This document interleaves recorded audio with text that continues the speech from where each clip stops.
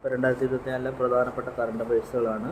2024 പുറത്തു വന്ന നീതി ആയോഗ് റിപ്പോർട്ട് പ്രകാരം ആയുഷ് സേവനങ്ങൾക്കായുള്ള OP വിഭാഗത്തിൽ രാജ്യത്ത് ഏറ്റവും കൂടുതൽ സേവനം നൽകുന്ന സംസ്ഥാനം കേരളമാണ്. കെട്ടിട നിർമ്മാണ പെർമിറ്റ് ഉൾപ്പെടെയുള്ള സേവനങ്ങൾ ഓഫീസ് തലത്തിലെത്താതെ ജനങ്ങൾക്ക് ലഭ്യമാകുക എന്ന ലക്ഷ്യത്തോടെ ആരംഭിച്ച K-സ്മാർട്ട് പ്ലാറ്റ്ഫോമിലൂടെ ആദ്യ പെർമിറ്റ് ലഭിച്ച ഏത് കോർപ്പറേഷനാണ്? കോഴിക്കോട് കോർപ്പറേഷൻ. കേരള നിയമസഭയുടെ ചരിത്രത്തിലെ ഏറ്റവും കുറഞ്ഞ സമയം കൊണ്ട് നയപ്രഖ്യാപനം അവതരിപ്പിച്ച ഗവർണർ ആരിഫ് മുഹമ്മദ് ഖാൻ.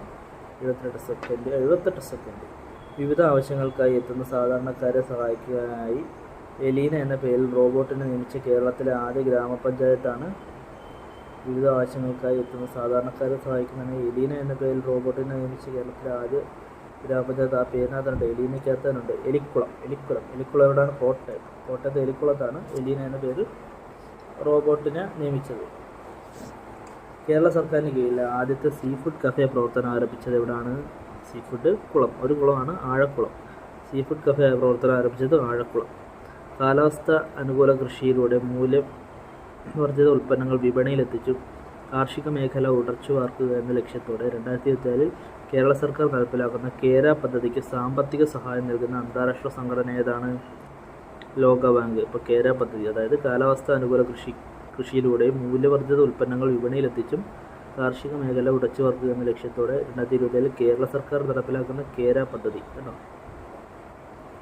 ലോകബാങ്കാണ്. പശ്ചിമഘട്ടത്തിൽ നിന്ന് 33 വർഷത്തിനിടെ കണ്ടെത്തിയ പുതിയ ഇനം ചെലവാണ് സിഗരറ്റി മേഘാലയൻ കേട്ടോ, മേഘാലയൻ. അതായത് പശ്ചിമഘട്ടത്തിൽ നിന്ന് 33 വർഷത്തിനിടെ കണ്ടെത്തിയ പുതിയ ഇനം ചെലവാണ് സിഗരറ്റിസ് മേഘാലയൻ. 2025-26 അധ്യയന വർഷം മുതൽ പോക്സോ നിയമം സ്കൂൾ പാഠ്യപദ്ധതിയിൽ ഉൾപ്പെടുത്തിയ സംസ്ഥാനം കേരളം. ഇതിലെ ഏറ്റവും വലിയ ഡ്രൈ ഡോക്ക് ഉദ്ഘാടനം ചെയ്യപ്പെട്ട കേരളത്തിലെ നഗരമാണ് കൊച്ചി. ഇന്ത്യയിലെ ഏറ്റവും വലിയ ഡ്രൈ ഡോക്ക് കൊച്ചി. സിഗ്നലുകളില്ലാത്ത കേരളത്തിലെ ആദ്യ പ്രധാന റോഡാണ് NH66 കേട്ടോ. സിഗ്നലുകളില്ലാത്ത കേരളത്തിലെ ആദ്യ പ്രധാന റോഡ് NH66. എവിടെ മുതൽ എവിടം വരെ? കാസർഗോഡ് തലപ്പാടി മുതൽ തിരുവനന്തപുരം കഴക്കൂട്ടം വരെയാണ്. അപ്പോൾ തലക്കാടി മുതൽ കഴക്കൂട്ടം വരെയാണ് NH66.